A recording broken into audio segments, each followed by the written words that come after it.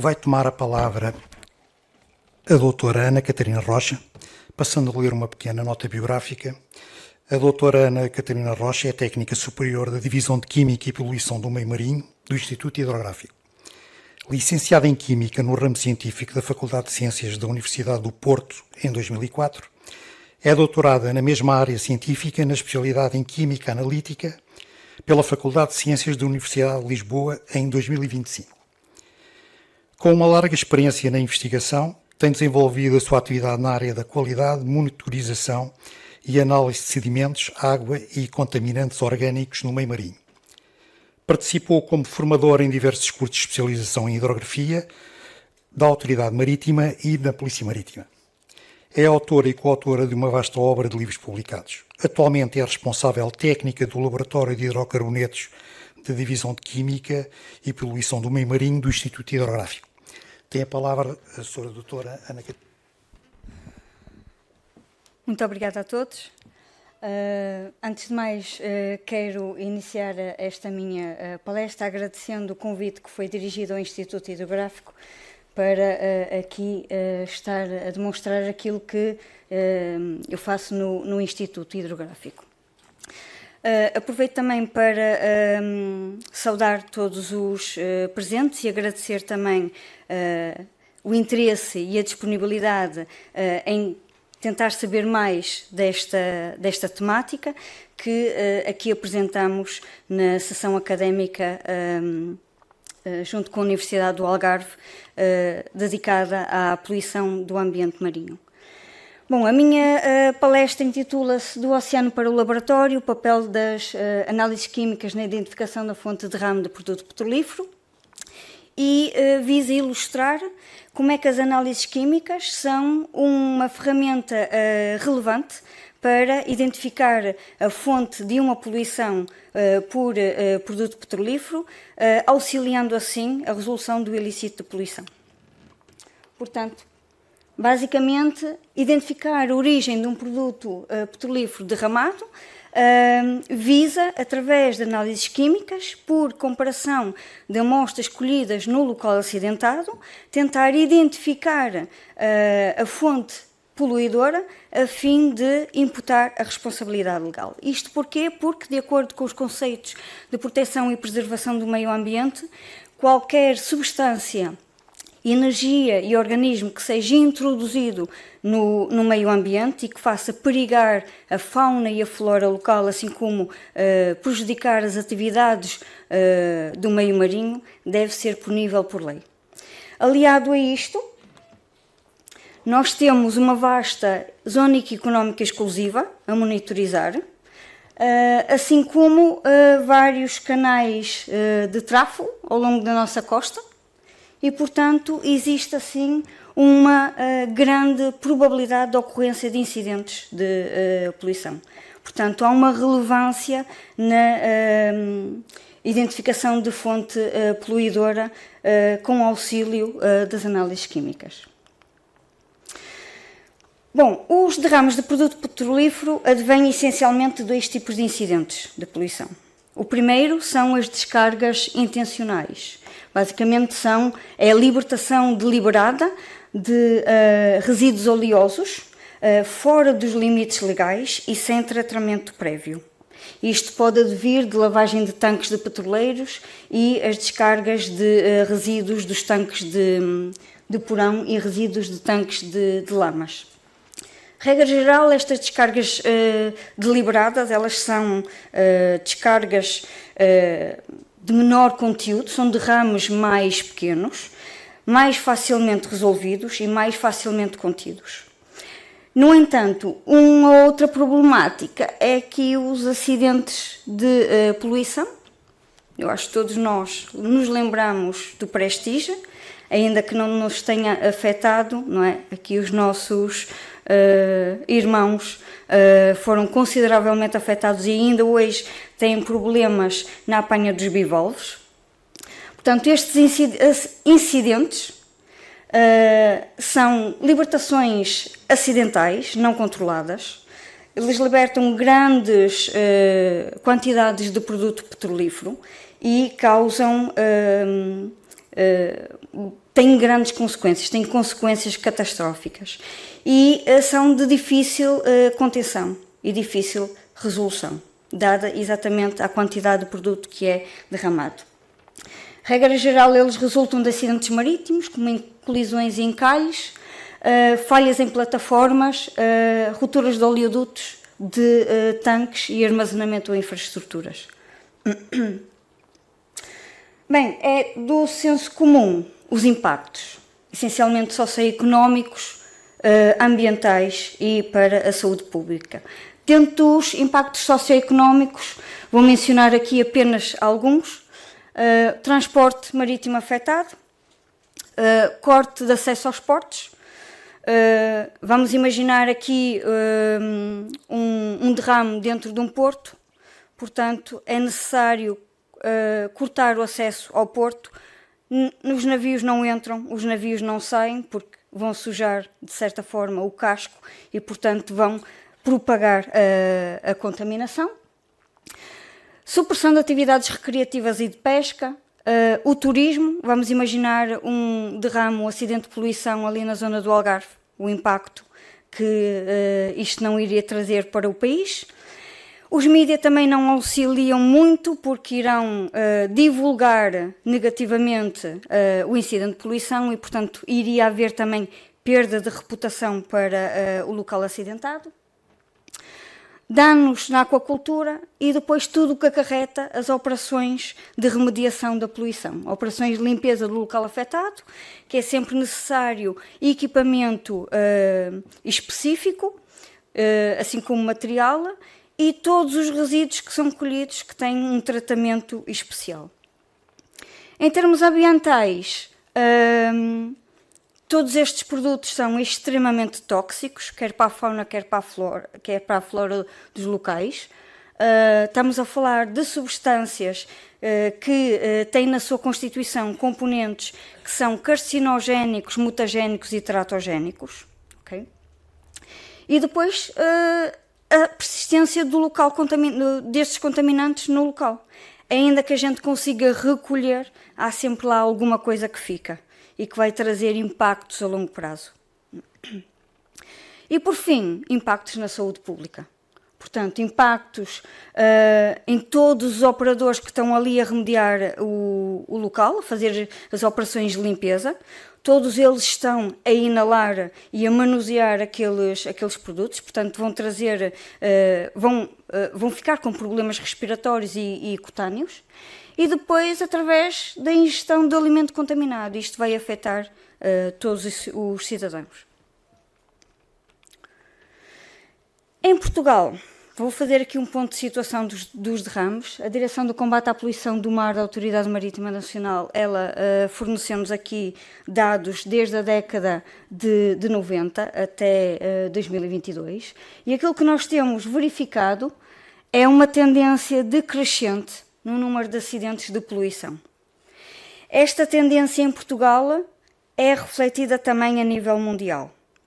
Okay. Isto está relacionado com o aumento das políticas e da regulamentação, fruto de todos nós termos uma maior consciência ambiental, o aumento da vigilância e também o aumento da melhoria das estruturais dos navios. Okay? Portanto, têm sido feitas melhorias estruturais aos navios no sentido de prevenir impactos mais nefastos quando há acidentes com colisões e com encalhes. Portanto, estas ocorrências devem-se essencialmente à falha de operações de reabastecimento e trasfega, à falha de operações de carga e descarga, à falha de equipamento e afundamento, ainda que nós tenhamos aqui 20% das situações de causa não identificada. Portanto, os comandos locais da Polícia Marítima que comunicam esta informação à Direção do Combate à Poluição do Mar não conseguem, em 20% dos casos, não conseguiram identificar a causa do incidente de poluição. Que tipo de produto é derramado? É essencialmente produto petrolífero. Okay. ainda que tenhamos aqui quase 4% de outras substâncias perigosas e nocivas, são os conhecidos HNS, e quase 1% de óleos vegetais. Ainda que os óleos vegetais, nos últimos tempos, têm vindo a ser, derrames de óleos vegetais têm vindo a crescer. Dentro dos produtos petrolíferos, aquilo que é mais derramado são as misturas oleosas, os resíduos. Basicamente, isto são as misturas provenientes das lavagens de tanques e dos tanques de águas de porão e de lamas. E depois temos aqui o marine diesel, das embarcações mais pequenas, e o combustível pesado das embarcações dos grandes navios de grande porte. Existe muita legislação, eu vou focar aqui apenas a principal, que é a Marpol 6378. A Marpol 6378 é a Convenção Internacional para a Prevenção da Poluição causada por navios. Ela pretende minimizar a poluição do meio marinho causada por navios, quer seja poluição de índole operacional ou de índole acidental. Ela foi estabelecida em 1973, foi alterada pelo protocolo de 1978, mas ela só entrou em vigor em 1983. O documento detém 6 anexos, cada um deles destinados a determinadas substâncias a controlar. Cada um destes anexos estabelece determinados requisitos. O primeiro anexo destina-se a óleo e combustível, o segundo a carga líquida nociva transportada a granel. Os requisitos definidos no anexo 1 e no anexo 2 são obrigatórios para os mais de 150 signatários desta convenção, inclusive Portugal. Todos os outros anexos são opcionais, os requisitos são opcionais. No anexo 1, ele estabelece que há uma proibição da descarga a menos de 50 milhas náuticas da costa, mas as descargas podem ser feitas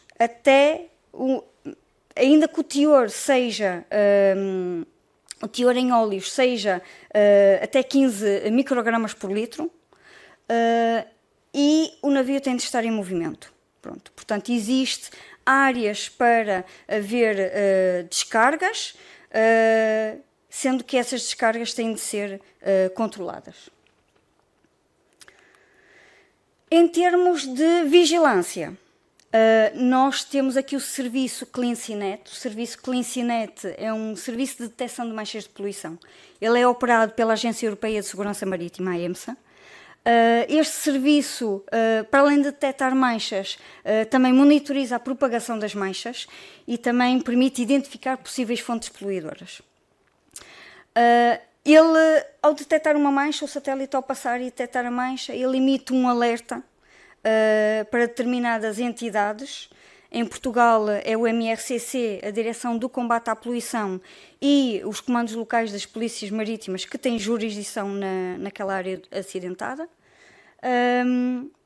Permite também efetuar o cruzamento das imagens com o tráfego marítimo a fim de identificar fontes poluidoras e permite também ser usado para determinar deriva da mancha, a fim então de identificar se a mancha pode afetar a costa ou outras zonas de interesse. Bom, uma mancha de poluição pode ser identificada por qualquer um de nós que esteja a passear junto ao rio, junto à praia, pela aviação, pelas embarcações, além do sistema CleanSeaNet. E quando uma mancha é identificada, nós devemos comunicá-la à direção, ao Comando Local da Polícia Marítima que tem jurisdição naquela área. E o Comando Local da Polícia Marítima deve deslocar uma equipa, pelo menos de 2 pessoas, ao local, a fim de identificar que tipo de poluição é que está a ocorrer, que ocorreu, que tipo de a quantidade que foi derramada, e identificar possíveis suspeitos da poluição e recolher as amostras, quer nas fontes suspeitas, quer no local acidentado.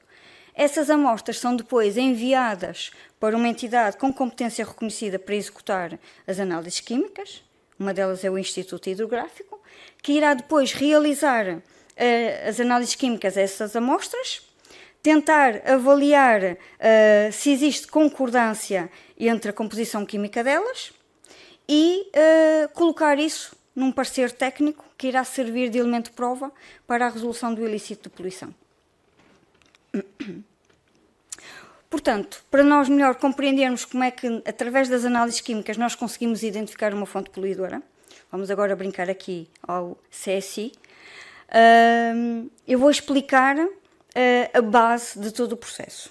Portanto, o que é o crude? O crude é uma mistura extremamente complexa de compostos químicos, eles são designados de hidrocarbonetos, que foram gerados ao longo de todo o tempo, sob condições geológicas distintas e a partir de matéria-prima distinta. Portanto, basicamente, todos os crudes têm na sua constituição os mesmos componentes químicos, eles podem diferir num ou outro que é específico daquela região de formação ou de determinadas condições de formação, mas basicamente eles têm na sua constituição todos os mesmos compostos químicos. O que é que difere neles? É as percentagens de cada um destes compostos. Okay?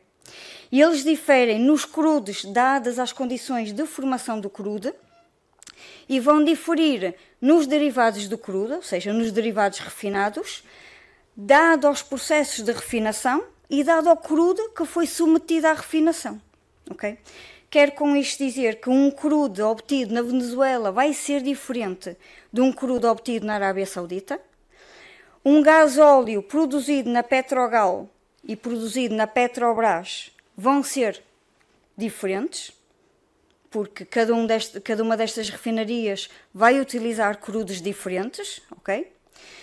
E uma gasolina vai ser diferente de um gasóleo, que vai ser diferente de um óleo lubrificante, porque na realidade estes refinados são frações distintas do crude que lhes deu origem, ok? Portanto, cada uma destas substâncias, dos crudes e os derivados refinados, eles têm estes teores relativos destes componentes distintos e são característicos de cada uma destes produtos petrolíferos. Como se de uma impressão digital se tratasse. É exatamente isso que é exatamente este termo que nós usamos nesta área. Portanto, ao conjunto das percentagens destes compostos químicos, nós designamos a impressão digital do produto que nós estamos a analisar. E, portanto, com base nessa impressão digital, nós vamos então identificar a fonte poluidora. Mas é necessário que sejam colhidas determinadas amostras. Portanto, a primeira amostra a ser colhida é a amostra do derrame, que é colhida no local contaminado e que deve ser representativa daquilo que foi derramado. A segunda amostra é a amostra de referência.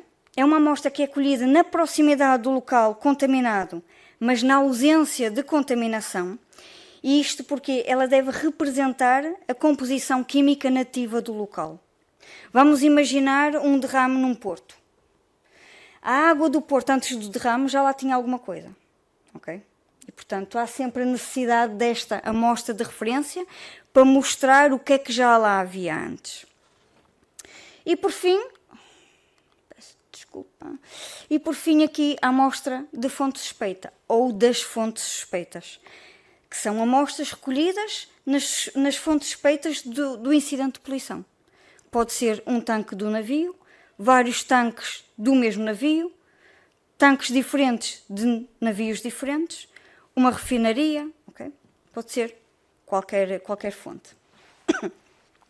Em laboratório, nós então analisamos, segundo uma metodologia analítica, todas estas amostras, não é? Obtemos para cada uma delas a impressão digital e depois efetuamos uma comparação entre elas através de tratamento matemático e estatístico. Comparando então a impressão digital da referência com a amostra do derrame, nós vamos confirmar a existência de poluição. E comparando a fonte suspeita com a amostra do derrame, nós vamos identificar a fonte poluidora.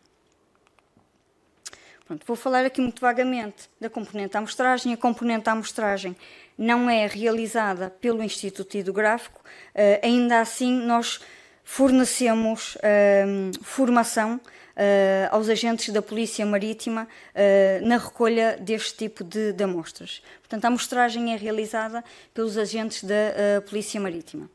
E que tipo de amostras é que nós podemos ter? Nós podemos ter amostras de água, produto petrolífero somente, emulsão de produto petrolífero e água, produto petrolífero absorvido a uma manta de absorção, basicamente é do género de um tecido que, ao se colocar à superfície da água, ele vai absorver o produto petrolífero e vai repelir a água. Produto petrolífero em sedimento ou material biológico, por exemplo, paus e pedras, ok? Com o produto a revestir. Ou então, produto petrolífero absorvido aqui a um material inerte. Esta técnica de amostragem é muito recente. Ela já estava a ser utilizada em vários países da Europa. Trouxe para cá, para Portugal, exatamente pelo facto de este material ser completamente inerte nas análises químicas, embora que a manta de absorção não o seja. Portanto, ele veio para substituir a manta de absorção. Basicamente, isto é um polímero, é uma rede, e, portanto, tem um determinado poro que, ao colocar-se na superfície da água, o produto petrolífero vai ficar retido dentro desses poros, e é assim que é feita a recolha. Quando derramado, o produto petrolífero vai interagir com o meio, e essas interações vão depender das propriedades físico-químicas do produto, vai depender da quantidade do produto que foi derramado, vai depender das condições climáticas e das condições de meio, e vai depender também das operações de limpeza. Em qualquer dos casos, as amostras devem ser recolhidas o mais rápido possível. Nós vamos ver no slide a seguir porquê. E, essencialmente, antes das operações de limpeza. Okay? Grande parte das operações de limpeza são... em grande parte das operações de limpeza são usados recuperadores e barreiras para conter o produto petrolífero num determinado espaço, mas podem ser também utilizados agentes dispersantes. Existe uma lista de agentes dispersantes que são substâncias que são lançadas para cima da manta da mancha de poluição, que vão fragmentar a mancha para ser mais facilmente resolvida pelo meio ambiente. Okay? Basicamente são substâncias químicas que são lançadas para o meio. Existe uma lista de dispersantes autorizados, não podem ser todos usados.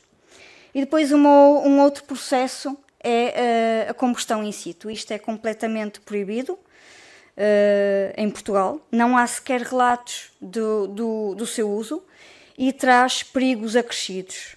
Não só porque a combustão pode se tornar incontrolada, como também liberta contaminantes para a atmosfera e contaminantes que podem ser solúveis e, portanto, passar para a água.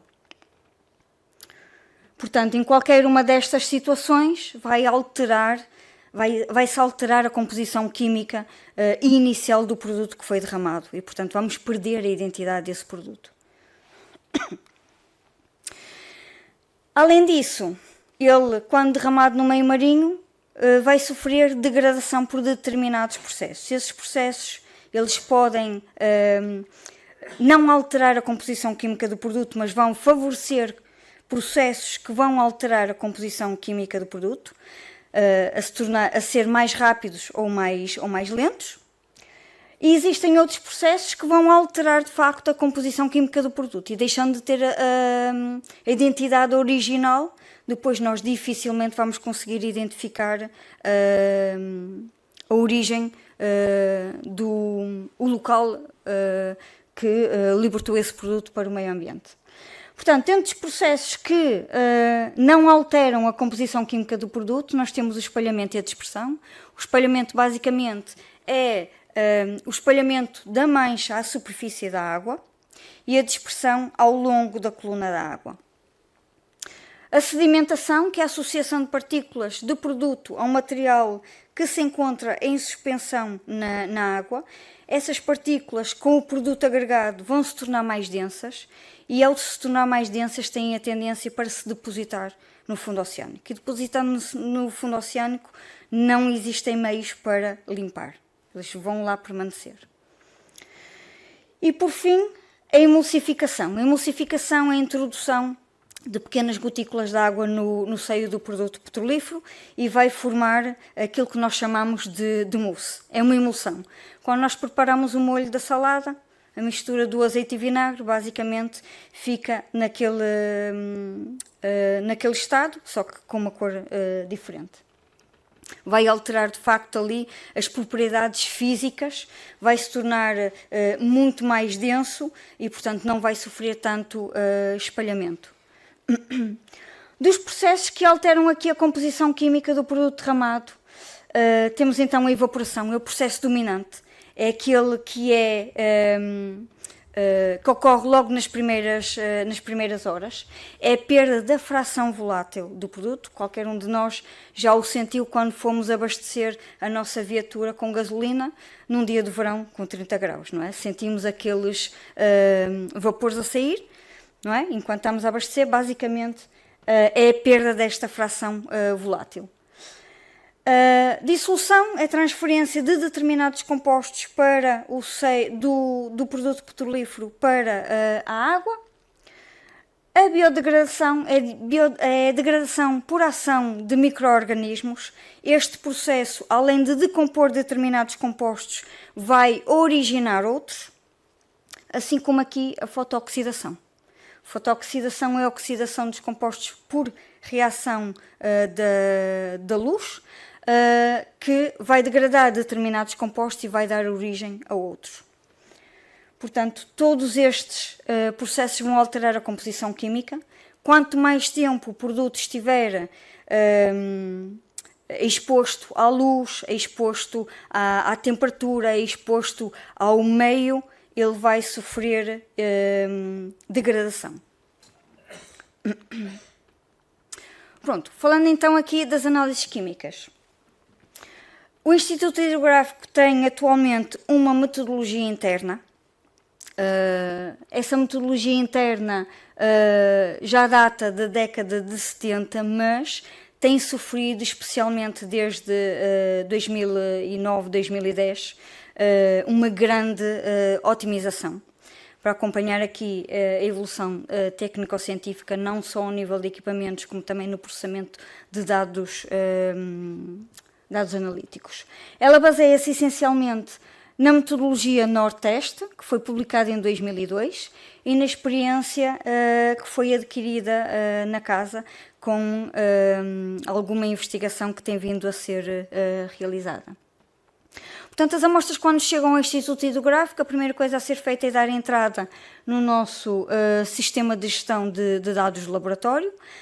Não havendo possibilidade do laboratório executar as análises no imediato, as amostras são guardadas ao abrigo da luz e em local refrigerado para prevenir a degradação das amostras.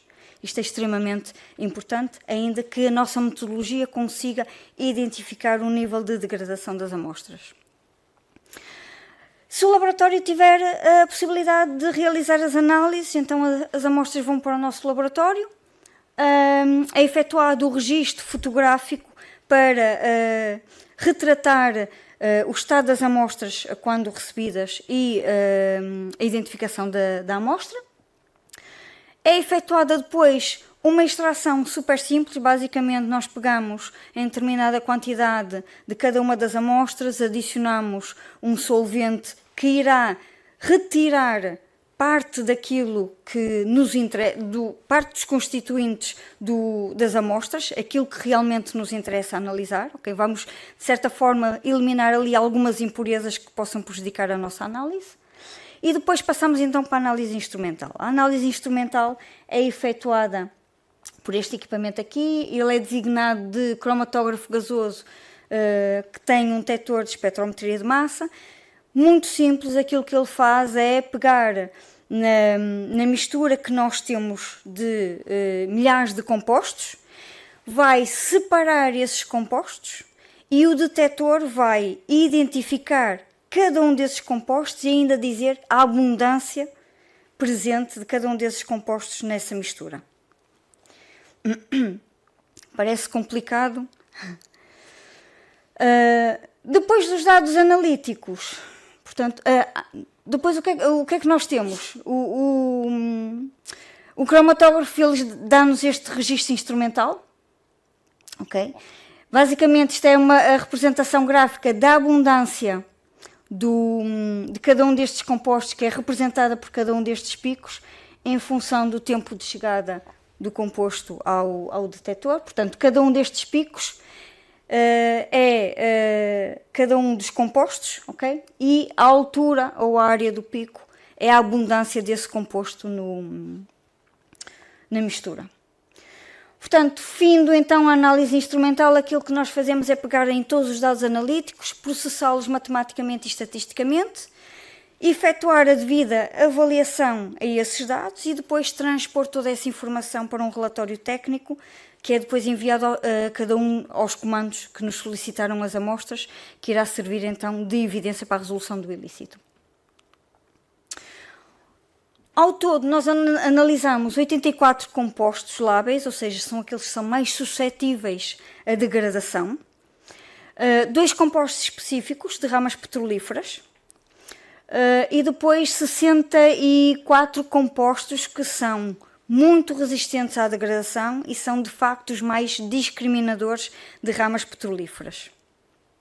Alguns deles localizam-se aqui nesta zona de detecção, o que pode facilitar a comparação de amostras de produtos petrolíferos mais pesados, crudos e os combustíveis mais pesados, e depois estes compostos biomarcadores bicíclicos que saem exatamente aqui nesta zona de detecção e que são maioritariamente usados para comparar amostras de refinados mais leves e e médios, exatamente porque durante os processos de refinação estes compostos mais pesados, aqui, eles não são removidos pelos processos de refinação e não estão presentes então nos refinados leves e médios. Em termos de processamento de dados, nós fazemos vários e todos eles vão complementar-se uns aos outros. O primeiro é a comparação dos registros instrumentais. Okay? Nós temos aqui a amostra do derrame, vamos comparar com a referência, a fim então de confirmar a presença de contaminação. E o cromatograma da amostra do derrame comparado com a fonte suspeita, então, para tentar verificar se existe, já aqui numa análise visual, semelhança ou então diferença entre as amostras que foram comparadas. Se houver diferença, nós poderemos ou não avançar para um tratamento matemático ou estatístico aos dados analíticos. Depende do volume de amostras a analisar. De seguida, nós vamos determinar a tal impressão digital, ou seja, determinar as percentagens de cada um dos compostos analisados. E isso é feito relativizando aqui o sinal instrumental de cada um dos compostos a um normalizador, que basicamente é um composto químico que está presente em cada uma das amostras e que é abundante e resistente ao envelhecimento, à degradação. Cada um destes teores obtidos para os compostos químicos a analisar são apresentados na forma destes gráficos de barras, onde a azul representamos os teores da amostra do derrame e a laranja os teores da amostra da fonte suspeita. Assim, visualmente, nós conseguimos logo ter uma noção se existe diferença ou não entre as composições químicas das duas amostras comparadas. 2 minutos. 2 minutos? Não sei se vou conseguir. Ok, vou tentar ser o mais breve possível. O terceiro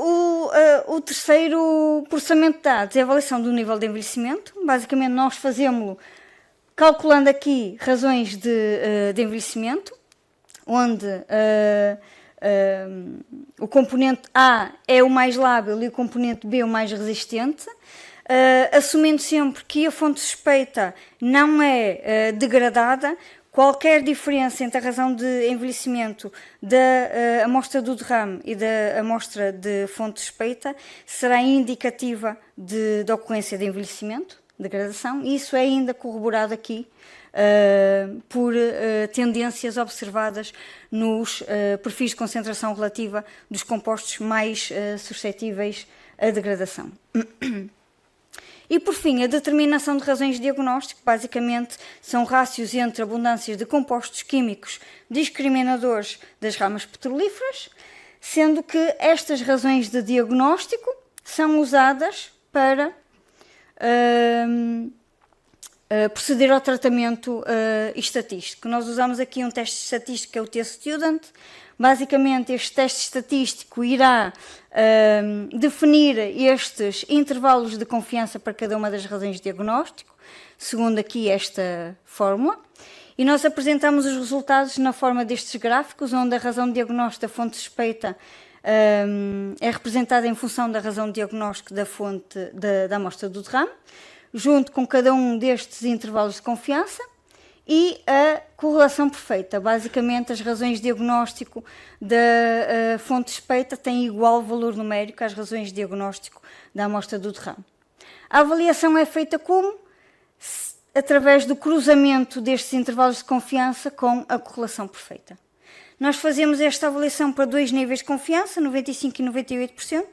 95% vamos ter intervalos de confiança mais rigorosos, 98% nós vamos alargar os intervalos de confiança, portanto vamos ser muito mais permissivos. Isto quer dizer o quê? Isto quer dizer que depois nós vamos ter uma correlação positiva entre razões de diagnóstico se todos os intervalos de confiança de todas as razões cruzarem a correlação perfeita, sendo estes intervalos determinados para 95%, que é este caso aqui. Não cruzando, pelo menos uma das razões, nós devemos fazer para 98% de confiança, que é este caso aqui. Se todos eles cruzarem, estamos perante uma correlação provável entre razões de diagnóstico, basta um deles não cruzar, então nós estamos perante uma correlação negativa entre razões de diagnóstico. Estes intervalos de confiança é aquilo que nos permite dizer se um resultado de uma razão observada na fonte suspeita de 52 é ou não significativamente diferente de um resultado de 56 observado na amostra do derrame. A conclusão é tomada para cada par de amostras de ramo fonte suspeita, tendo em consideração todas as avaliações efetuadas. Apreciação ao aspecto das amostras, a comparação dos registros instrumentais, comparação dos teores relativos dos diversos componentes, a avaliação do nível de envelhecimento e a comparação das razões de diagnóstico. E para cada par, amostra do derrame e amostra de fonte suspeita, é emitida uma de 4 possíveis conclusões. Correspondência positiva entre composições químicas, provável, negativa, processo inconclusivo. Okay? Muito rapidamente, uma correspondência positiva pressupõe a semelhança no aspecto físico, nos cromatogramas, nos perfis de concentração, a presença dos mesmos componentes específicos, o nível de envelhecimento nulo a leve e uma correlação positiva entre razões de diagnóstico. Para nós declararmos aqui uma correspondência provável, podemos ter já aqui um nível questionável de semelhanças no aspecto físico, nos perfis de concentração, nos cromatogramas, ou ter até um nível de envelhecimento moderado. O processo inconclusivo geralmente é tomado quando nós temos pouca quantidade de amostra e não conseguimos chegar à impressão digital, ou da amostra do derrame ou da amostra de fonte suspeita, ou então não nos é entregue uma amostra de fonte suspeita porque os agentes não conseguiram identificar as suspeitas.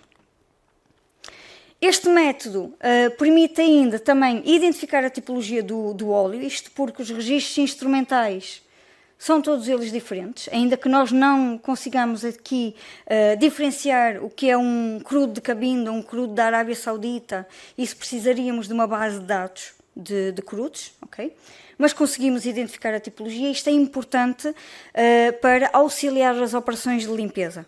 Eles precisam de saber o tipo de produto, a viscosidade ajuda imenso para então selecionar o melhor equipamento para recuperar aquele óleo que foi derramado.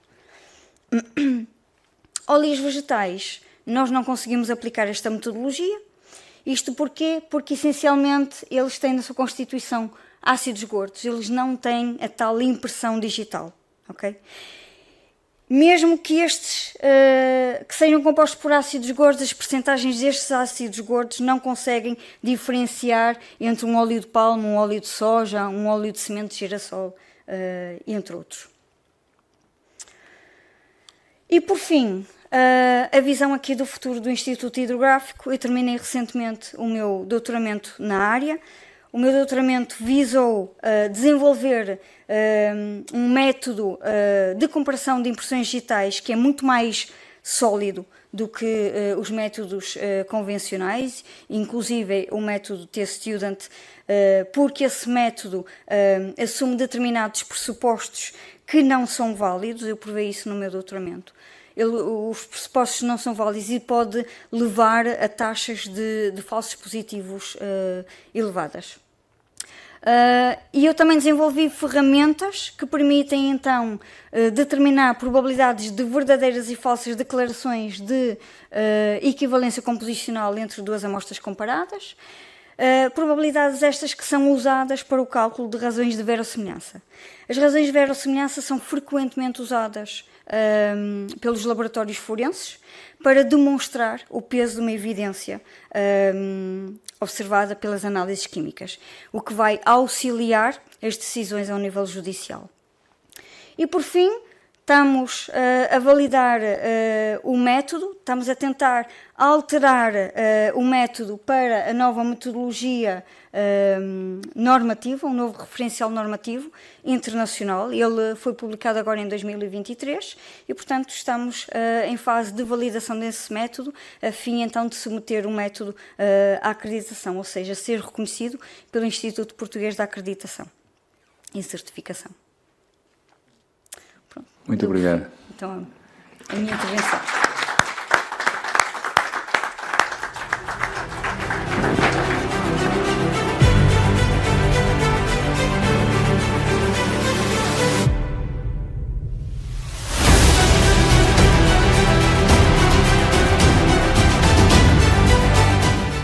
Vai tomar a palavra a professora doutora Alexandra Cravo, passando a ler uma pequena nota bibliográfica. A professora doutora Alexandra Cravo é professora auxiliar da Universidade do Algarve, na Faculdade de Ciências e Tecnologia, onde leciona desde 1992.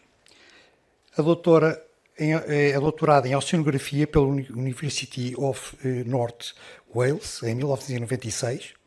Tem dedicado a sua carreira ao ensino e à investigação na área das ciências do mar, no domínio da oceanografia química e poluição e ecotoxicologia marinha. É membro do Centro de Investigação de Marinha Ambiental, onde é responsável pelo Laboratório de Oceanografia Química. Com mais de 50 anos de experiência, com mais de 30 anos de experiência em investigação, tem desenvolvido trabalho nas áreas de qualidade e contaminação das águas marinhas e estuarianas, nomeadamente em processos de eutrofização e impacto de descargas nas águas residuais no meio marinho, poluentes no meio marinho e efeitos nos organismos a nível de respostas, biomarcadores e processos oceanográficos em sistemas costeiros e zonas marinhas adjacentes.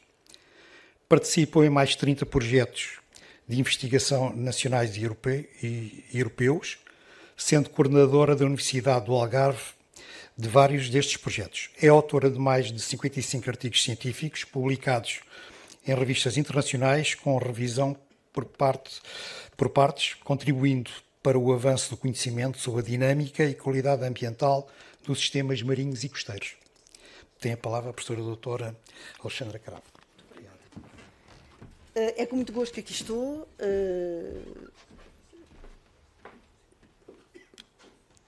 Foi um desafio, porque eu acabei de vir de Lisboa, até sexta-feira estive num congresso no Instituto Hidrográfico, e conseguir acabar esta apresentação para hoje foi um bocadinho a correr, e espero que gostem.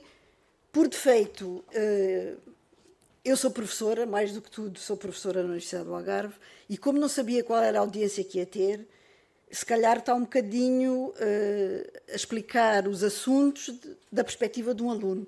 Mas como eu já percebi que estamos atrasados no tempo e a minha apresentação é um bocadinho longa, eu vou tentar acelerar um bocadinho e captar a vossa atenção e não vos maçar muito com a conversa. Pronto, a minha apresentação é sobre poluição em geral no meio marinho, e depois vou fazer a apresentação de alguns casos em que a Universidade do Algarve e eu em particular temos participado em assuntos relacionados com poluição do meio marinho. Toda a gente, quando ouve falar de poluição marinha, tem esta ideia catastrófica do que se passa com derrames de petróleo, animais contaminados, águas com várias cores, lixo, pesticidas, que tudo acaba por acabar no mar. Toda a gente sabe que poluição associa sempre a qualquer coisa má, e esta ação má sobre os oceanos tem a ver com o aumento da população e pressão antropogénica crescente no litoral. Sabe-se atualmente que mais de 40% da população vive a menos de 100 km da costa, ou seja, o homem invade os ecossistemas costeiros. As zonas costeiras, e onde estão incluídos os estuários, são os maiores reservatórios de resíduos de origem antropogénica, e eu li uma frase quando estava a fazer o meu estágio nos anos 80, que nunca mais me esqueci.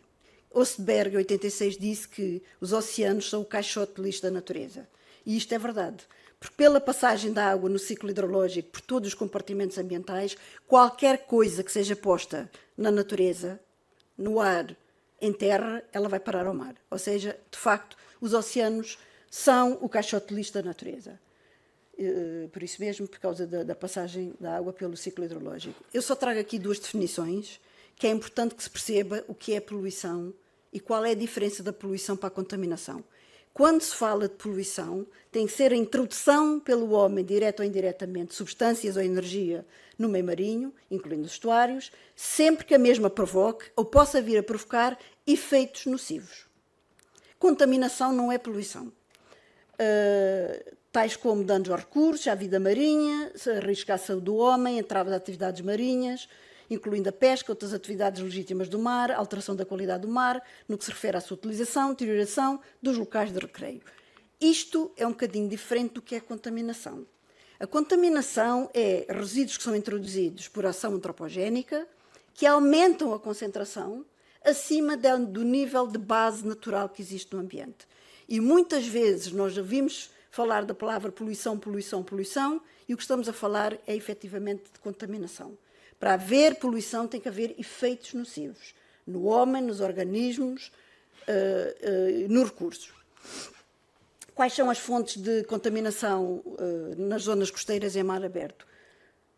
Toda a zona continental provoca entradas no meio marinho através da descarga de águas residuais, através de fábricas de resíduos industriais, a própria aquacultura, a própria agricultura, criação de gado, fossas céticas, contaminação de aquíferos, atividades que ocorrem nos oceanos, inclusivamente através de derrames de petróleo, a própria aquacultura, como disse. Todas estas atividades acabam por introduzir fontes de contaminação nos oceanos. Os exemplos mais comuns que se ouve falar da poluição no meio marinho são associados aos efluentes domésticos, aos efluentes industriais, à agricultura através dos pesticidas e dos fertilizantes, e os navios petroleiros, navios que provocam alijamento de algumas substâncias, lavagens dos tanques, agentes antivegetativos, etc. Eu vou, se calhar, repetir algumas das coisas que a Ana Catarina disse, mas estamos a falar da mesma coisa. E é importante que tenhamos noção. A principal fonte da origem da poluição nos oceanos está em terra. 44% vem de terra. A seguir temos a deposição atmosférica com 33%, Depois, transportes marítimos 12%, alijamento 10% e a extração de petróleo só corresponde a mais ou menos 1%. Ou seja, a ação humana em terra, em costa, é que é causadora, efetivamente, desta poluição. Dentro dos grupos dos poluentes, temos 2 grandes grupos, que eu vou passar a dizer, que há uns chamados tradicionais, ou seja, são aqueles mais velhos e que mais conhecimento se tem e que já se sabe mais ou menos os efeitos que causam nos oceanos. Temos os nutrientes e a matéria orgânica, que são os mais simples, mas os que causam maior efeito. Eu daqui a bocadinho vou-vos dizer, entre 75% e 80% dos problemas de poluição no meio marinho devem-se à entrada de matéria orgânica e de águas residuais domésticas. A seguir temos uma classe de poluente já mais tóxica, são chamados os poluentes orgânicos persistentes, POPs, e dentro destes temos o grande grupo dos hidrocarbonetos de petróleo, hidrocarbonetos aromáticos policíclicos que também estão relacionados com o petróleo e compostos halogenados, onde entram os pesticidas, os PCBs, dioxinas e furanos. Este grupo de compostos são mais tóxicos, mas o efeito dos compostos da matéria orgânica tem mais efeito no meio marinho do que propriamente estes. Também temos os metais e também temos alguns problemas de radioatividade. Dentro dos poluentes tradicionais temos 2 grandes classes ainda lá dentro. Temos os inorgânicos, onde estão os metais, aniões como nutrientes, nitratos, fosfatos, amónia, etc. Os radionuclídeos associados a centrais nucleares. O calor também pode ser uma fonte de poluição. Se causar mortalidade dos organismos, é uma fonte de poluição. E dentro dos orgânicos, cá temos os POP, poluentes orgânicos persistentes, os pesticidas organoclorados, fosforados e carbamatos, detergentes, hidrocarbonetos de petróleo, onde estão os PAHs, que são os policíclicos aromáticos, os bifenil policlorados são os PCBs, dioxinas, solventes, os PFAs, que eu já digo o que é, e os PDBEs. A seguir temos a classe dos emergentes, e estes emergentes, só queria chamar a atenção, é que eles são emergentes não porque são novos no ambiente. Eles já são usados há muito tempo, o que se conhece é ainda pouco sobre o seu efeito. Estão a ser alvo de estudos, ainda não estão nas legislações, ou estão a tentar entrar, mas ainda não estão completamente conhecidos. O efeito, a presença deles não é nova, não é emergente. Dentro desta classe temos os fármacos e produtos de cuidado pessoal, que são conhecidos como os PPCPs, está em inglês, os PFAs, que são Per and Polyfluoric Alkyl Substances, são substâncias polifluoradas que são usadas muito como repelentes à gordura e ao calor, e eu já vou-vos dar alguns exemplos do que aqui estão. Os PDBEs não são mais do que retardantes de chamas, a questão dos plásticos e dos microplásticos e também das nanopartículas. O que eu acabei de dizer está aqui, são poluentes emergentes, não estão ainda incluídos em programas de vigilância, de rotina, estão a sofrer alguma regulamentação, mas estes compostos são muito tóxicos. Porquê? Porque como são orgânicos, também estes são orgânicos, e com a composição química muito estável, são muito difíceis de composição, o seu efeito tóxico nos organismos é muito grave. E muitas vezes, como a Catarina disse há bocadinho, muitos destes compostos são carcinogénicos, teratogénicos, etc. Dentro destes poluentes emergentes, os farmacêuticos podem ser usados por humanos ou usados em veterinária, produtos de cuidado pessoal, microplásticos, nanopartículas metálicas ou orgânicas, e isto é muito usado as nanopartículas em cremes, pastas de dentes, tintas, protetores solares. Os PFAs são os tais produtos sintéticos usados em utensílios de cozinha antiaderentes, embalagens de alimentos, em cosmética, aplicações industriais como espumas também para combate a incêndios. São considerados eternos porque eles não se degradam ou a sua taxa de degradação é mínima no ambiente. E estes PDBEs, que são também sintéticos, usados como rotador de chamas, e são substâncias adicionadas a materiais para reduzir a inflamabilidade. Aqui tem só um exemplo de grandes catástrofes ecológicas causadas por acidentes em relação à poluição marinha em grande escala. Estes acidentes já têm ocorrido desde os anos 30 e alguns destes aconteceram muito no Japão, associados a metais como mercúrio e metilmercúrio. Em 65 até foi conhecida uma doença de Minamata, porque muitos dos japoneses, porque comem muito peixe, tal como nós, e em muitas bacias estavam contaminadas com resíduos de PVC que tinham mercúrio. Esta doença foi chamada doença de Minamata, que afetava o sistema nervoso central. Em Niigata também houve outro problema de metilmercúrio causando doença de Minamata. Associada a catástrofes com cádmio, a doença de Itaitai ocorrida no Japão, no rio Jinzu, contaminado por cádmio. Também no Japão, no rio Yutsu, causada por um problema de PCBs, a doença do óleo de arroz. É usado óleo de arroz na culinária, cujo arroz estava contaminado com PCBs, e também houve ocorrência desta doença do óleo de arroz, com grande impacto também no sistema neuromuscular. No Reino Unido houve o acidente da Torrey Canyon, com petróleos. Agora temos uma série de coisas com petróleos. O Amoco Cádiz entre França e o Reino Unido. Em Portugal, um dos maiores foi este acidente do Jacob Maersk em Leixões. A Galiza com o Prestige já em 2001. Tudo isto relacionado com hidrocarbonetos. Com radioatividade, há o caso dos Estados Unidos com Three Mile Island numa central nuclear. Na Ucrânia, Chernobyl, como todos se lembram, em 86. E o mais recente, no Japão, o acidente de Fukushima, associado também a tsunami e a catástrofe natural. Também houve libertação de grandes quantidades de radioatividade. Dentro dos poluentes tradicionais, de facto, resíduos biodegradáveis ou reativos corresponde ao maior volume de resíduos que entra no meio marinho. E sabe-se que entre 75% e 80% da poluição marinha, costeira, estuarina, está associada a estas águas residuais urbanas. Qual é o problema? Esta entrada de matéria orgânica, a taxa de entrada destes compostos é muito maior que a taxa de composição. Isto vai fazer com que haja uma acumulação destes compostos no ambiente. Tratando-se de matéria orgânica, as bactérias vão passar a degradar esta matéria orgânica, vai libertar nutrientes. Libertando nutrientes, as algas, as microalgas, usam nutrientes, vão fazer fluorescências de microalgas, podem dar a processos mais tarde de eutrofização, e a seguir este crescimento de algas, muitos dos organismos vão começar a morrer, porque há bactérias que já não tendo oxigênio na água, vão decompor a matéria orgânica, vão libertar metano, sofrer de hidrogênio, há morte de fauna e flora e, no fim, há uma mortalidade geral deste ambiente onde ocorre esta distrofia. Em ambiente marinho isto não é tão comum, porque associado a correntes, agitação marítima, como há uma outra oxigenação da água, estes problemas de eutrofização não são tão graves. Mas os volumes de algas tóxicas existem e muitas vezes está associada às marés vermelhas. A água não tem que estar vermelha, pode estar de outras cores. É o que vocês têm aqui, o ponteiro. Não sei, aqui. Pronto, aqui tem um volume de algas verdes, aqui é uma maré vermelha, aqui tem todo o desenvolvimento de algas junto a uma praia. Isto é um sinónimo de eutrofização, tal como aqui há um desenvolvimento de algas. Isto está sempre associado a descargas de águas residuais domésticas, onde há uma grande acumulação de matéria orgânica.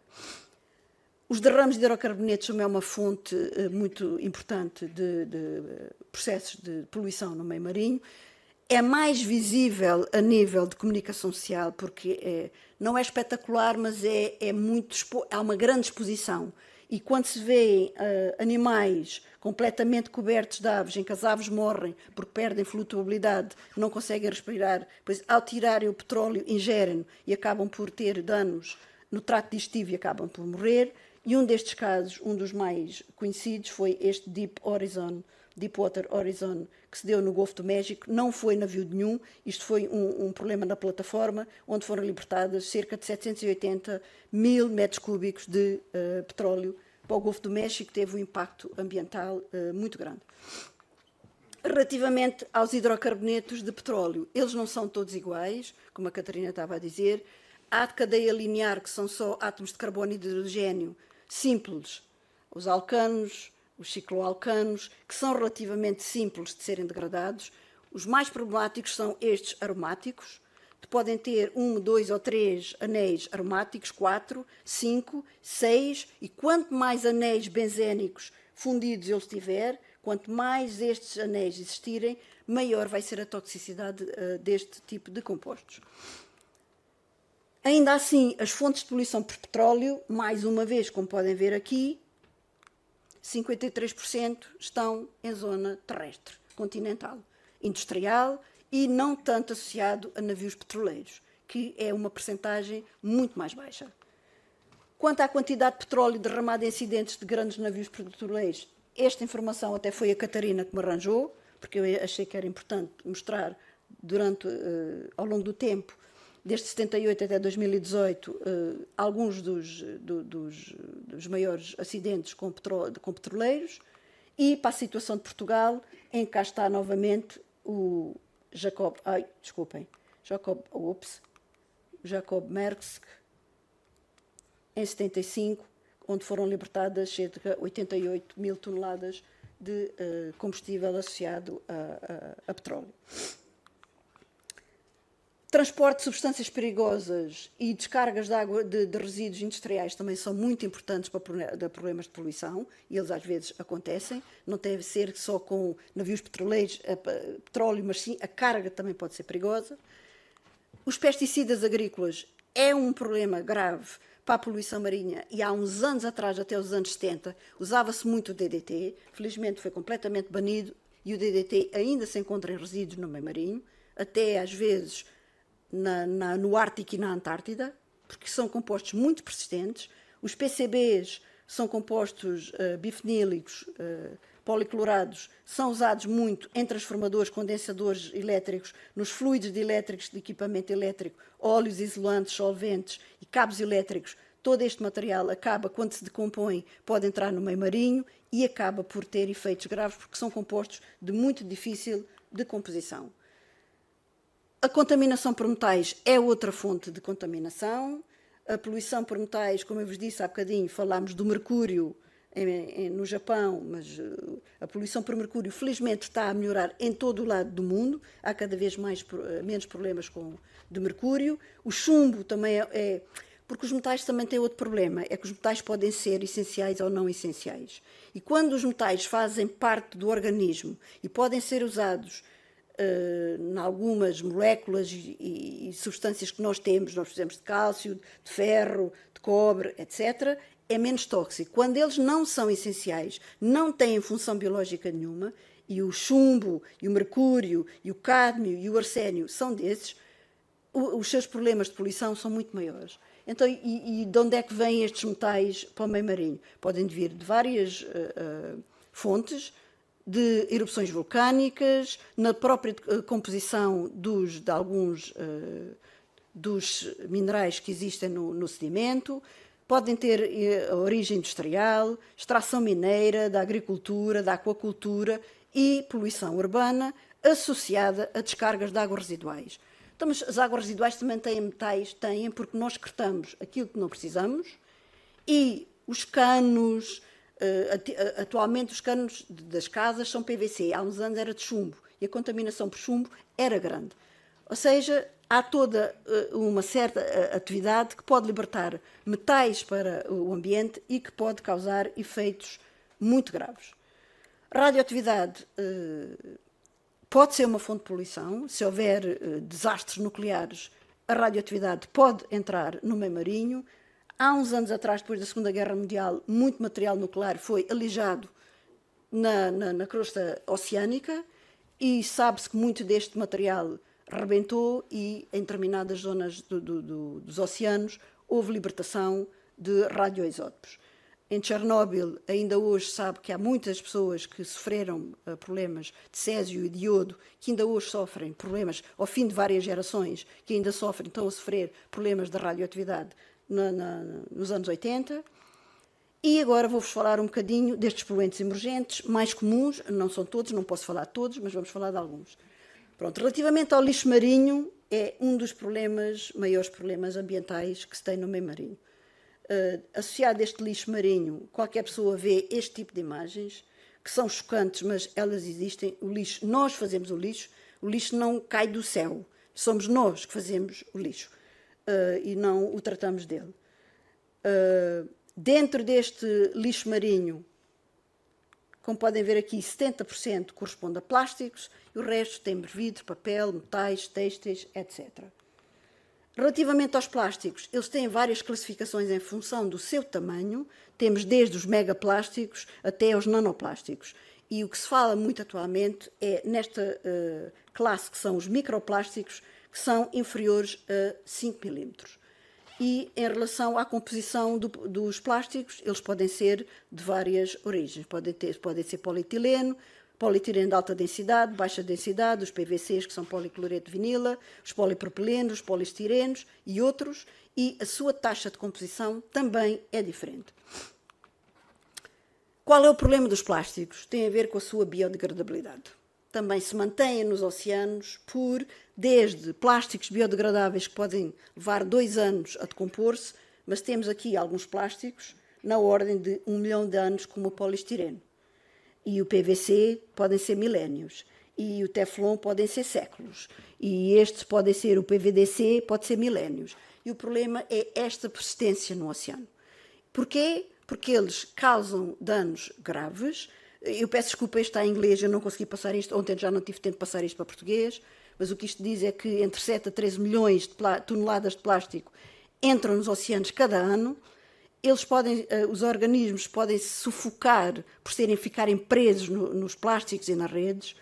Partes dos plásticos são ingeridos por organismos porque são confundidos com presas. Muitas vezes os plásticos parecem medusas e os organismos acabam por ingerir e afetam-os o trato digestivo e eles acabam por morrer. Podem ficar em suspensão na água, como aqui está. A maior parte do plástico, como é óbvio, está junto à zona costeira, onde está o homem. Onde nós tivermos, há poluição. A indústria do plástico e os seus resíduos também são maiores fontes de plásticos para águas residuais e que acabam por serem descartadas em estuários e rios e acabam por parar no mar. E a poluição por plástico nas zonas costeiras e nas praias é também um problema, afetando também o turismo, porque ninguém gosta de ir para uma praia carregada de plástico, como é óbvio. Os oceanos são o maior depósito de lixo.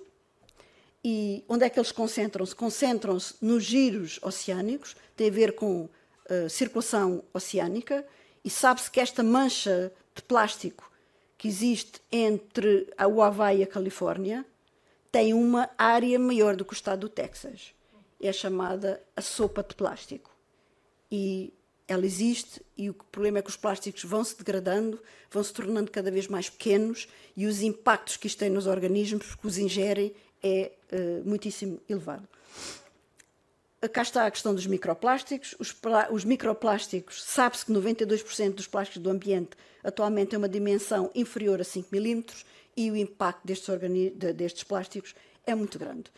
Nos organismos, como está aqui, podem sufocar os organismos, são disruptores endócrinos, ou seja, podem inibir a reprodução, passam para os tecidos, há bloqueio do tubo digestivo, pode inibir o crescimento, cá estão disruptores endócrinos, aumenta o stress, pode causar lesões quando os sufoca e lhes corta muitas vezes barbatanas, etc.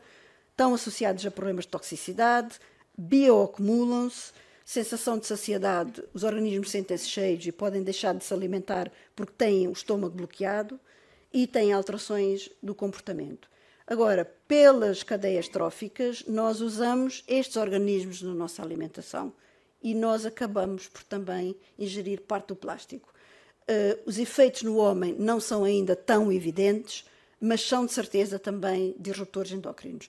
E alguém me estava a dizer que tinha havido uma conferência sobre poluição e saúde. Eu já li em alguns sítios que parte da infertilidade humana, homens e mulheres atualmente, tem a ver com a exposição em que o homem e a mulher está. Também tem a ver com aquilo que nós comemos. Não estou a dizer que é só os plásticos, é dos outros compostos todos a que nós estamos expostos. Em relação a fármacos e produtos de cuidado ou higiene pessoal, eles também existem em todo o lado e são descartados porque nós usamos-los e nas nossas casas passam para os canos, vão parar às hectares, de uso clínico em hospitais, em clínicas, essas águas também vão parar a hectares. As hectares, quando foram concebidas há 10 ou 20 anos, não foram concebidas, ou mais, não foram concebidas para este tipo de tratamento. Há alguma remoção de fármacos, mas não é total. E o que acontece é que esta descarga destas águas residuais, a própria agricultura, os fármacos que são usados em veterinária, todos estes compostos acabam por acabar no mar e estão associados, como eu disse aqui, a fármacos, quer usados em humanos ou em veterinária, as fragrâncias associadas a perfumes e a essências têm compostos destes que são altamente tóxicos, os cosméticos, os protetores solares, produtos diagnósticos usados em exames com contrastes, os cistotas que são usados em tratamentos oncológicos, com a cisplatina, a platina, outro tipo de compostos, eles acabam por, mais tarde ou mais cedo, irem parar aos oceanos. Em relação às nanopartículas, temos uma série de compostos onde existem nanopartículas, produtos de higiene pessoal, cá estão os protetores solares com o óxido de titânio, a hidroxiapatite, que são usados em cremes branqueadores e pastas de dentes, a própria prata, o fluoreno é um composto orgânico que se fazem em si umas esferas, que também tem muita utilização industrial. Há máquinas de lavar atualmente com tecnologia antibacteriana onde é usado a prata. Meias para terem menos cheiro e associados a serem antimicrobianos.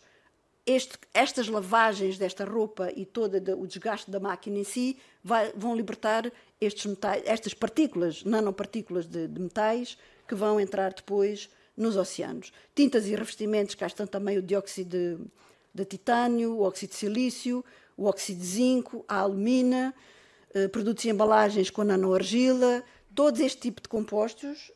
Aqui têm pastas de dentes com hidroxiapatite com branqueadores, protetores solares, cremes para firmeza que também têm nanopartículas, já de ouro e de prata.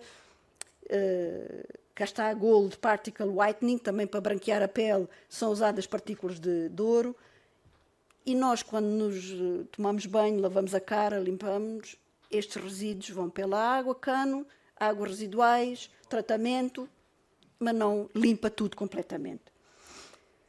Em relação a estes PFAS, que estão a ser usados cada vez mais, há uma diretiva já para estes compostos PFAS. Estes PFAS não são mais do que usados em partículas, estas películas antiaderentes usadas utensílio de cozinha antiaderente, embalagens de alimentos e cosmética, copos descartáveis para bebidas quentes, sacos de pipocas para micro-ondas, embalagens do fast food, sprays de limpeza, impermeabilizantes de roupa, de tecidos, de estofado, estofos e antimanchas. Todos este tipo de roupa usa estes PFAS. Tecidos para estofos e tapetes com um tratamento antirrepelente, tintas, fio dental, produtos de cuidado pessoal, espumas, todos estes compostos têm estes PFAS, que têm uma ligação carbono-flúor muito forte, que é de muito difícil degradação e que se está a verificar no ambiente, não só no meio marinho, mas no meio marinho também anda a estudar estes compostos, e que se percebe que estes compostos nos organismos têm um efeito tóxico. Quanto aos retardantes de chama, os PBDEs, estes compostos são orgânicos, como estava a dizer, já há efeitos comprovados que a exposição a estes compostos, por ingestão, por inalação ou por contacto dérmico, acaba por ser tóxico, é também disruptor endócrino e tem efeitos a nível de cancro, de exposição, mais tarde, de desenvolvimento de cancro. Contudo, este impacto dos poluentes tem a ver com o efeito da toxicidade. Um composto, pelo facto de existir, não significa que esteja biodisponível. E é importante que se saiba qual é a biodisponibilidade dos organismos. Tem a ver com a pressão dos efeitos letais sobre a espécie-alvo e se eles bioacumulam ou não através das cadeias tróficas. E há uns que sim, há outros que não. E quanto maior for a bioacumulação ou a bioamplificação nas cadeias tróficas, mais grave é este composto no ambiente. Por isso, o controle da poluição requer o conhecimento de várias coisas, nomeadamente o percurso pelo qual os poluentes atingem as zonas costeiras, as taxas de entrada e a dispersão e a forma como eles ocorrem e como se comportam. As zonas costeiras e a plataforma continental são sistemas abertos, mas é muito importante para se perceber o efeito da poluição, é importante que se conheçam os processos físicos, químicos, biológicos e geológicos. Ou seja, não basta saber que há um poluente, é importante perceber de que forma as correntes, a adveção, se eles solubilizam ou não, se eles se ligam a partículas, se eles sedimentam, se são levados para o outro lado. É muito importante que se conheça, e daí o conhecimento dos processos oceanográficos, mesmo para a poluição, ser tão importante. Pelo facto da poluição marinha ser um assunto muito importante, é importante saber avaliar os seus efeitos sobre o organismo. Foram desenvolvidos e implementados uma série de instrumentos legais para a prevenção da poluição marinha. A Diretiva Quadro da Água, cujo objetivo geral foi proteção, isto foi implementado em 2000, proteção das águas superficiais, onde entram as águas de transição e as águas costeiras, diz no seu artigo 27 que o objetivo último da presente diretiva é conseguir eliminar substâncias poluentes prioritárias, contribuir para a consecução no ambiente marinho de valores próximos dos de fundo quanto às substâncias naturalmente presentes. Ou seja, já havia esta preocupação da poluição marinha na Diretiva Quadro, que foi implementada em 2020. Em 2008 foi publicada uma lista com normas de qualidade ambiental para garantir um bom estado ecológico, e que foi alterado para 2013. Porquê? Porque se começou a perceber que não era importante só saber qual é a quantidade do composto, era qual era o efeito no biota. Então, o que se fez foi, no anexo 1 desta Diretiva 2013, que tem as normas de qualidade ambiental, existe o número do composto, a substância, quais são o valor de máximo admitido, a média anual admitida, qual é o valor máximo admitido para águas de superfície, de interiores, outras águas de superfície, as máximas e outras águas, e aparece aqui o biota. Ou seja, a concentração destes compostos nos organismos começaram a ser importantes. E nessa lista, eu não pus a lista, tinha, mas tirei por causa do tempo. Basicamente, o que estão como substâncias prioritárias, temos como metais o cádmio, o chumbo, o mercúrio, o níquel e compostos orgânicos de estanho. Muitos de vocês estão aqui, foram da Marinha, são da Marinha, estão ligados à Marinha, sabem que os navios usavam como tintas intestivas o TBT, que era um composto orgânico de estanho. O TBT foi o composto mais tóxico alguma vez introduzido no meio marinho e foi completamente banido a partir de 2008. Ainda hoje há resíduos de TBT nos organismos, não vou falar disso, porque senão não tenho tempo, mas pronto. Era importante e está aqui na lista: hidrocarbonetos policíclicos, pesticidas, detergentes, e já aparece nesta lista os PFOs, que são da família dos PFAs, como que eu falei há bocadinho. Mas como não nos podemos esquecer que a maior fonte de poluição para o meio marinho está nas águas residuais, é importante também considerar uma fonte de poluição que é a contaminação fecal nas águas balneares. Há também uma legislação, uma diretiva só para as águas balneares, em que mostra aqui que devemos controlar os enterococos intestinais e a Escherichia coli, que não devem ultrapassar estes valores nas praias. Isto são águas costeiras e de transição. Esta informação toda da contaminação das praias é compilada pela APA, tem aqui o site, se alguém quiser ter curiosidade, é a Infoágua, estão lá a informação toda sobre as praias, que praias estão, se tem bandeira azul, se não tem bandeira azul, qual é a quantidade de bactérias, deste tipo de bactérias que estão na água. É uma fonte importante para se ir ver quem frequenta praias, tentar perceber quais são as melhores praias sem contaminação fecal. A Diretiva Quadro da Estratégia Marinha, que foi implementada também em 2008, pretende atingir um bom estado ambiental usando 11 descritores, onde está incluída a biodiversidade, o lixo marinho e os contaminantes. São 11 descritores, e eu salientei aqui um dos mais importantes, que é a eutrofização antropogénica, que está associado à descarga de nutrientes na água, os contaminantes no meio marinho, que são uma lista de substâncias prioritárias, contaminantes nos peixes e nos peixes mariscos para consumo humano, e o lixo marinho também está. O ruído marinho também pode ser uma fonte de poluição no meio marinho, mas estávamos a falar de poluentes e eu quis mais focar-me nestes. É importante que saibam que o IPMA é a entidade portuguesa que faz o controle dos recursos cedíveis em Portugal, e aqui para bivalves eles têm que controlar, cá está, a Escherichia coli por causa da contaminação fecal. Biotoxinas, porque associado a processos de eutrofização, as algas podem produzir toxinas, biotoxinas marinhas. Pode haver o problema de contaminação por metais e os bivalves não devem ter contaminantes como o mercúrio, o cádmio e o chumbo acima destes níveis que aqui estão, e também já fazem controlo de contaminantes orgânicos, do benzoapireno e da soma de alguns destes PAHs. Ou seja, há uma entidade em Portugal que já faz o controlo do biota, do recurso que nós nos alimentamos. Os Objetivos de Desenvolvimento Sustentável das Nações Unidas também têm 17 objetivos, em que 3 deles estão diretamente associados à poluição marinha, que é a água potável e saneamento associadas às descargas de águas residuais.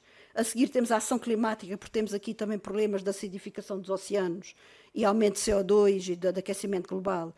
E o 14, que é o mais importante deles todos, nesta perspectiva, que é proteger a vida marinha. Ou seja, todas as instituições com responsabilidade ambiental estão preocupadas com a poluição marinha.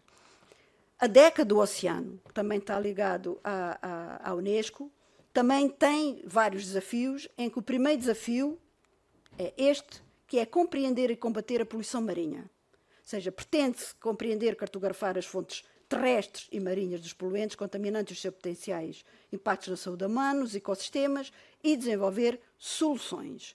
Ou seja, andamos todos a falar de poluição marinha. E é muito importante que toda a gente tenha esta ideia e que é preciso preservar, e nós cada vez mais contribuímos para proteger estes ambientes. E a zona costeira é a mais afetada porque é onde nós estamos.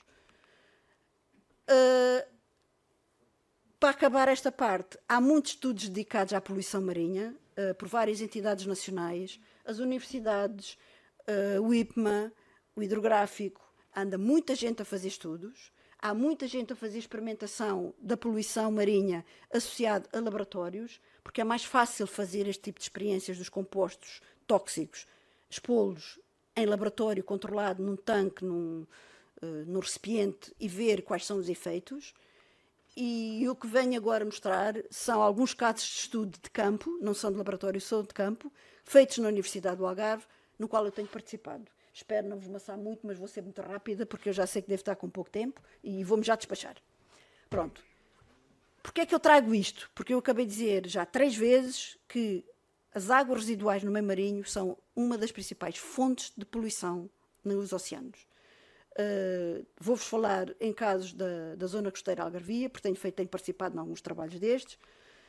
Porquê as águas residuais? Porquê é importante? Porque das águas residuais há um cocktail de compostos. Está lá tudo. Tudo.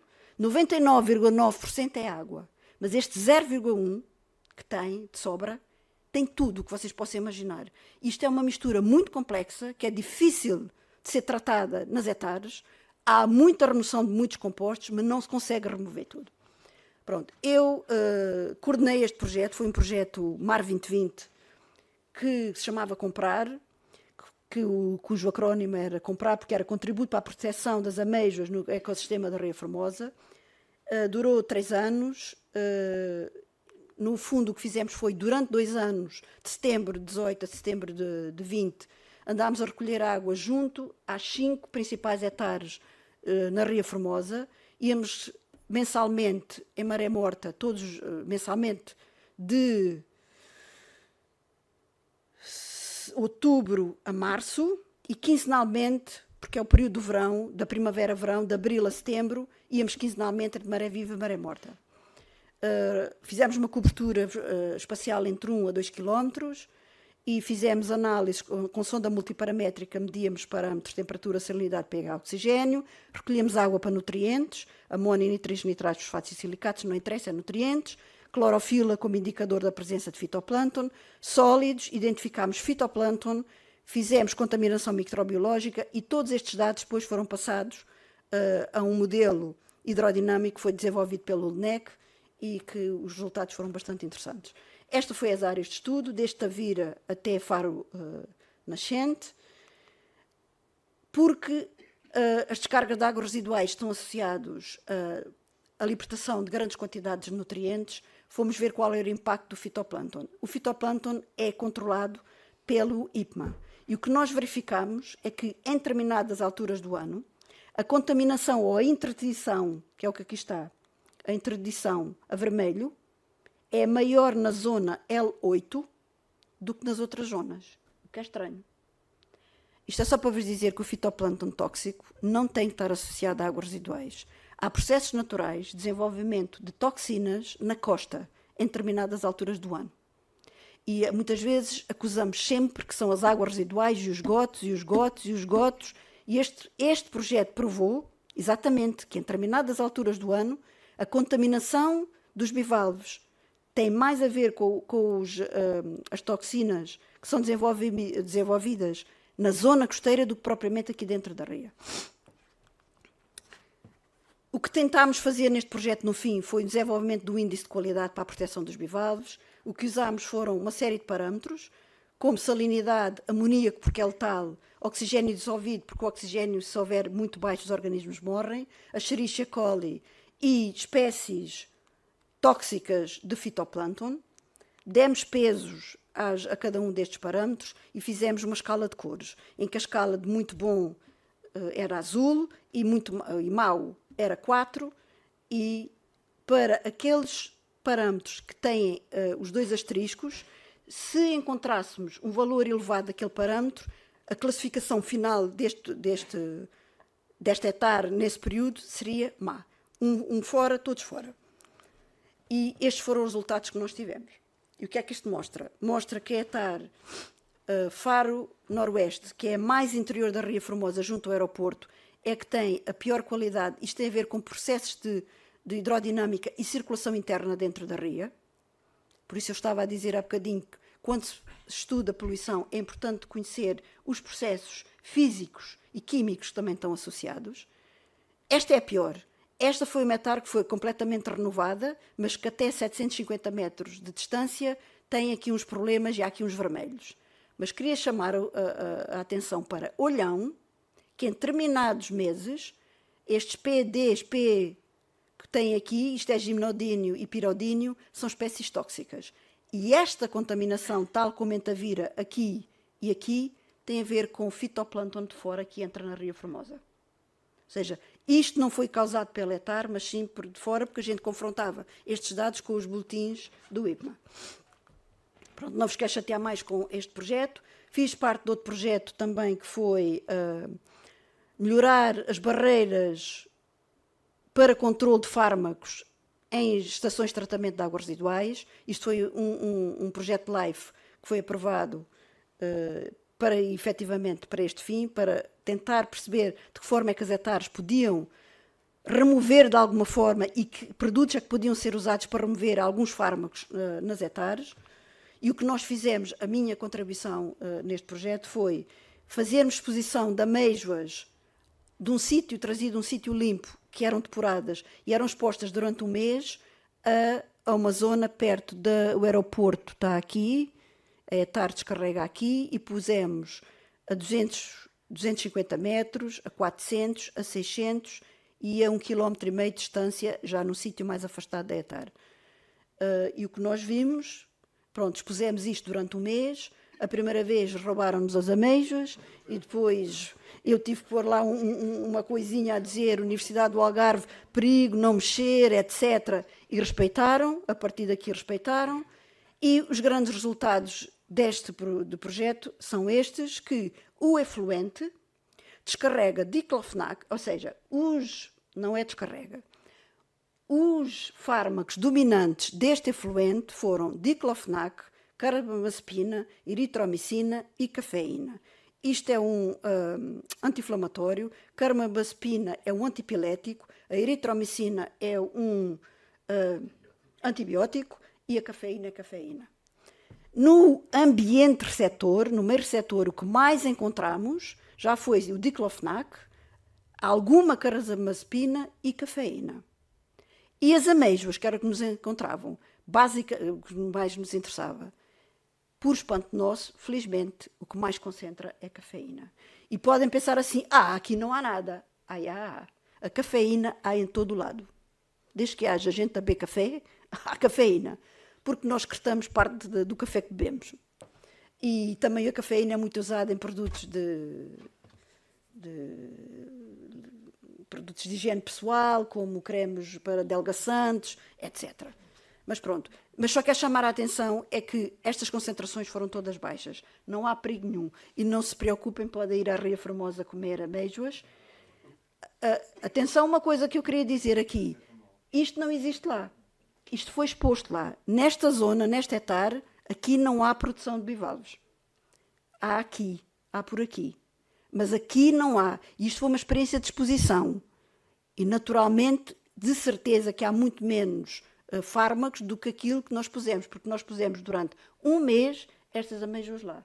E durante um mês nós sabemos que a taxa de acumulação destes compostos já é bastante significativa.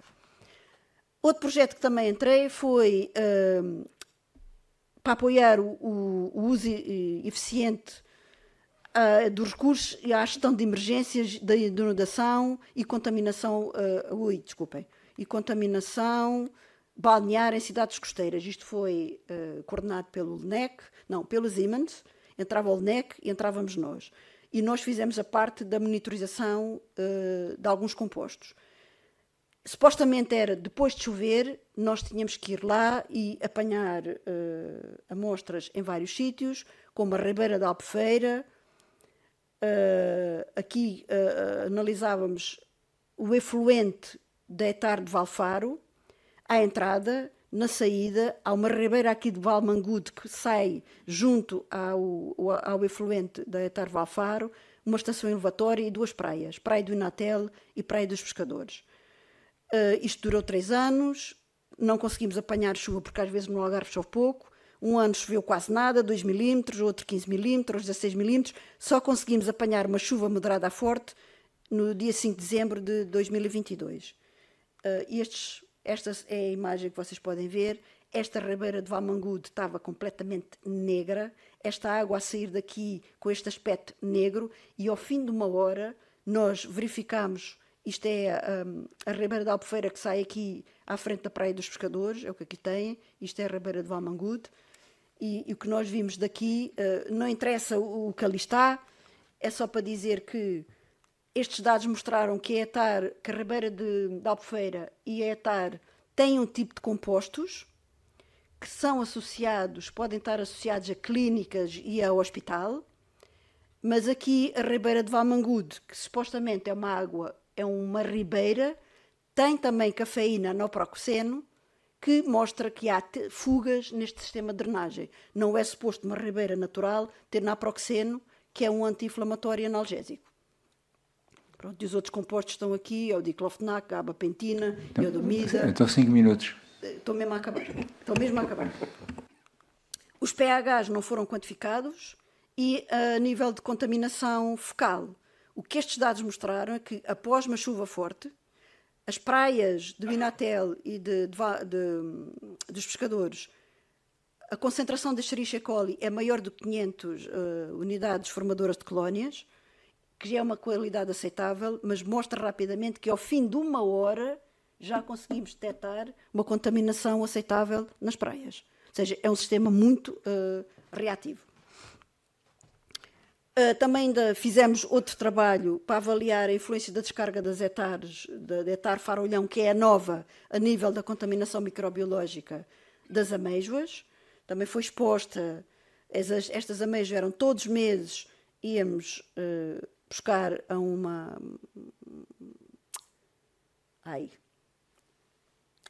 associação de mariscadores, de um sítio limpo, nós depurávamos e depois íamos lá expor também durante um mês. E o que verificámos aqui também é que há uma resposta muito rápida à precipitação. Quando chove, a Escherichia coli na água é muito rápida de aparecer e apareceu aqui na estação 1, que é uma ribeira que está ao lado da hectare. Mas em relação à contaminação das amêijoas, ela estava mais na estação 7, que era a estação mais próxima da hectare. Mas qualquer um destes valores que foram encontrados deu sempre classe B, ou seja, isto é o tipo de contaminação que se encontra na maior parte dos viveiros da Ria Formosa. É classe B, não era classe C, ou seja, a taxa de acumulação dos contaminantes da hectare da Richacola não era particularmente elevada. Está em curso atualmente um projeto que começou há muito pouco tempo, em que pusemos uma sonda multiparamétrica na Ria Formosa. Porquê? Para dar apoio à gestão da aquacultura de bivalves. Foi posta esta boia, que tem uma sonda multiparamétrica que está a medir temperatura, salinidade, pH e oxigênio, a adquirir dados de quarto em quarto de hora que estão a ser transmitidos para Lisboa. Estamos a fazer uma manutenção de menos de um mês, ainda a semana passada lá foram. Estes são os dados que estamos a ter. Isto é só para dizer que há ali falta de dados porque o sensor ficou todo colmatado e tivemos que o tirar e limpar. Mas para o oxigênio, que é um dos parâmetros críticos para os bivalves, nenhum dos valores esteve abaixo do valor mínimo admitido. Estes dados mostram que nós conseguimos captar uma série de escalas temporais aqui, desde fenómenos de afloramento costeiro, que eu não vou mostrar aqui, mas que nós já vimos nestes dados. A influência da maré viva e morta está lá muito presente, as maiores variações são em maré morta, e mostra claramente que a fotossíntese e a respiração são muito importantes. Contudo, todos os valores estão acima do valor mínimo admitido para águas conquícolas, e isto é muito importante porque contribui para a proteção da Ria Formosa. Ainda no âmbito da poluição, se calhar vou demorar mais do que um minuto. Estava a pensar que ia acabar já, mas estou quase, estou mesmo quase. Mostrar que este projeto que eu também participo, sou co-PI. Não sou a coordenadora, mas sou a vice-coordenadora deste projeto. Isto tem a ver também com a Ria Formosa, uma forma de mitigar, tentar diminuir o carbono, CO2 da água que passa, da atmosfera que passa para a água, pode causar efeitos de acidificação, e o que nós fizemos foi uma experiência, é a primeira experiência a nível europeu que se conheça, onde foram postos minerais alcalinos, como basalto e olivina, de granulometria grosseira e fina, em 3 plotes na Ria Formosa, para ver até que ponto é que estes minerais podem aumentar a alcalinidade da água e contribuir para a remoção de CO2. Estes foram os parâmetros que foram medidos. Isto também é importante, estou a falar aqui de microfauna como foraminíferos, porque os foraminíferos têm carapaças, que são estes, de carbonato de cálcio, e se o ambiente se tornar mais ácido, as conchas começam a dissolver. Como estes minerais todos são silicatados, também pode contribuir para um aumento, alterar as populações de fitoplâncton de silicioso, que são diatomáceas, e o que vimos é que, de facto, após os primeiros 6 meses, no primeiro dia a seguir à exposição, a alcalinidade subiu muito no sedimento, mas à medida que o tempo passou, e particularmente em março, já não se nota diferença nenhuma entre o controlo e estes minerais. Na água, este efeito é menos visível, notou-se aqui, mas depois manteve-se praticamente igual. E era aqui que eu queria acabar. Há uns anos atrás, há muitos anos, há 20 anos, também temos feito aqui umas colaborações com o hidrográfico. Participámos num projeto de investigação no navio Dom Carlos. Porquê? Porque houve um filamento de afloramento costeiro que foi caracterizado. Nós fizemos 5 secções e nestas 2 secções caracterizámos várias coisas, e para a poluição, que não foi o objetivo, houve a publicação deste artigo, que foi ver a quantidade de metais associados a afloramento costeiro.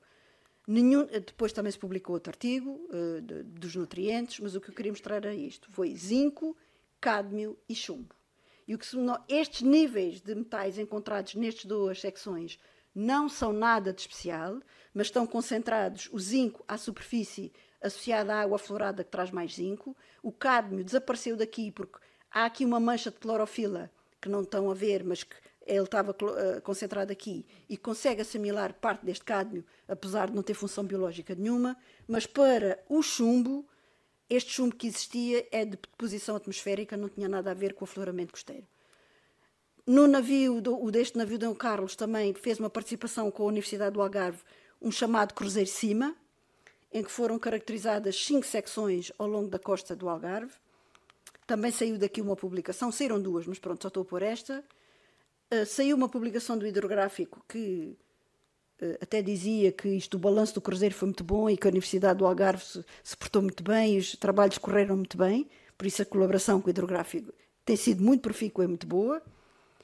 E no 10 de outubro passado, não participei diretamente, mas tenho umas amostras trazidas deste trabalho que foi feito.